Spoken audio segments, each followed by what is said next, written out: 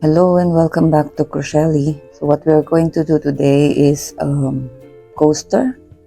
This is very simple coaster. You see?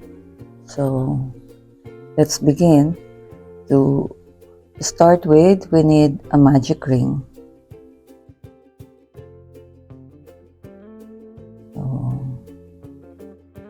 magic ring, and then chain 2, 1, 2, and then we need 10 double crochet. 10 double crochet. 1, 2, 3,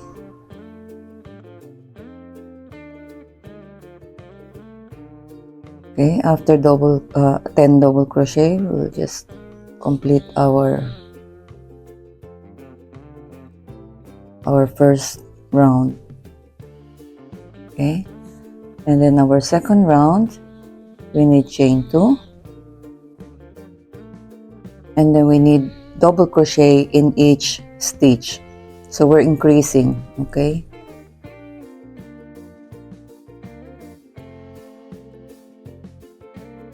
one, 2 double crochet in the same stitch. I did not count this as a double crochet this time. Okay, 2 double crochet in the same stitch, 2 double crochet in the same stitch, 1, 2, 2 double crochet in the same stitch,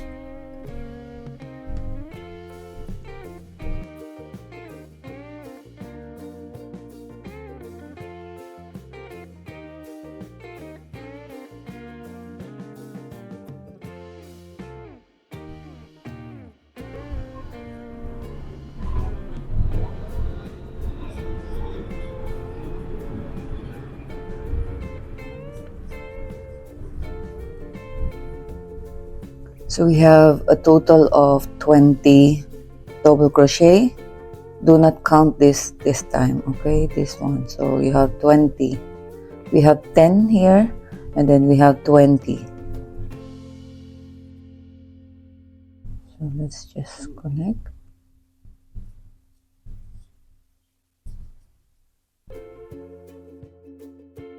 Okay, 20.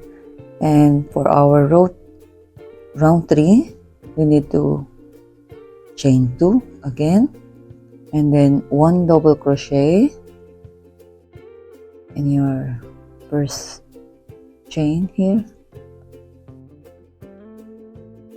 I need to go here so we have a seamless.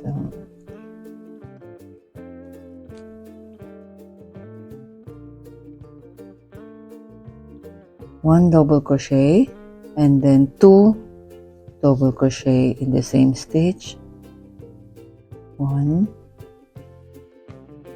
2, we are still increasing, so 1 double crochet here, 1, and then 2 double crochet, 1, 2.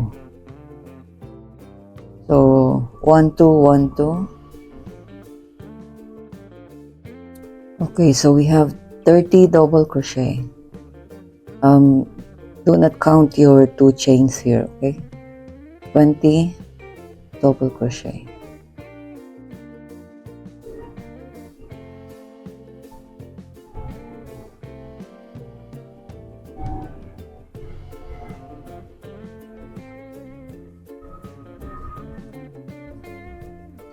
Now I want to change color, but it's all up to you if you want to change color or not.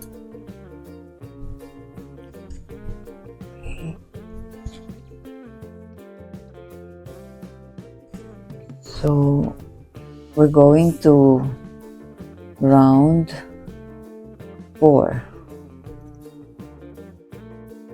So for our round 4, because we have the start here, what I always do is to start somewhere else so that when I cover this, it's not two yarns at the same place. So I will start somewhere here, opposite side, and then I will put my new yarns. So we need chain 2, so we have 1 and then 2, and then we need double crochet in the same stitch. So 1, 2. This time we will count this chain as 1 double crochet. Okay, 1, 2, and then chain 2. Okay, and then double crochet again, but you have to skip one stitch here. You go to the second one. Okay, 1,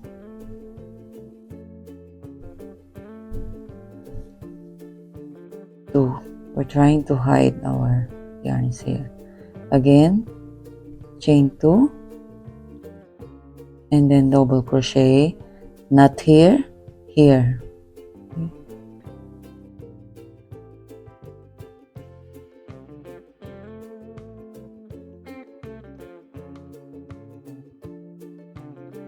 Okay, chain 2, and then continue.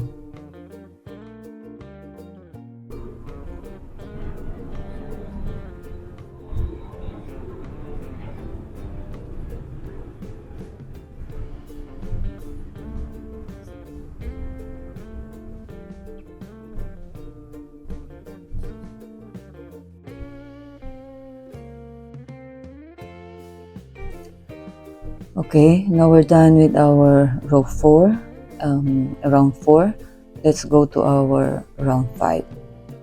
Round 5, once we connect here, let's do a slip stitch. Why we need to do slip stitch? Because we want to go to this chain space. Okay, so once you are here in the chain space already, because you did your slip stitch, and then let's do our cluster here. So in here we need 2 double crochet here, but we need to chain 2, and then chain 2 will be counted as your first double crochet, and then let's have one more double crochet. So we have 1, 2 double crochet, and then chain 2, and then 2 double crochet in the same chain space. 1 and 2. Okay, and then you need to jump to the next chain space. Just jump, double crochet again, 1, 2, then chain 2, 1, 2, and then 2 double crochet again.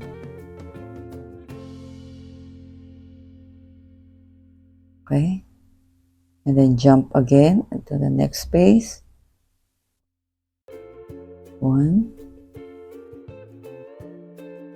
2 double crochet, chain 2, 2 double crochet in the same space. So just continue. Okay,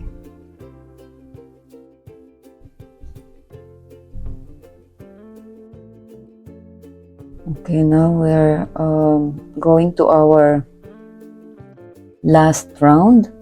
We need a slip stitch to go to the chain space here. Okay, and then we need to work on half double crochet, 1 half double crochet, 2 double crochet, 1 and 2 double crochet, and then half double crochet, half double crochet, 2 double crochet, and half double crochet. And then if you see this 1 2 3 4 single crochet, go to the middle and slip stitch. Okay, one more, half double crochet and then chain space, 1, and then 2 double crochet in the same space, and then half double crochet.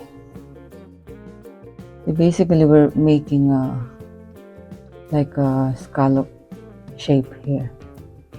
Okay, just continue, slip stitch in the middle of this 4 here, slip stitch, and then one more, half double crochet,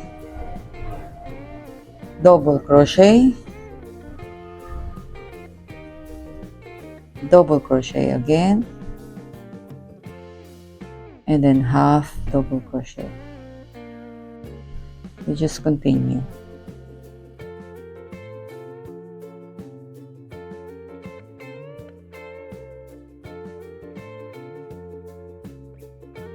Double crochet, slip stitch here,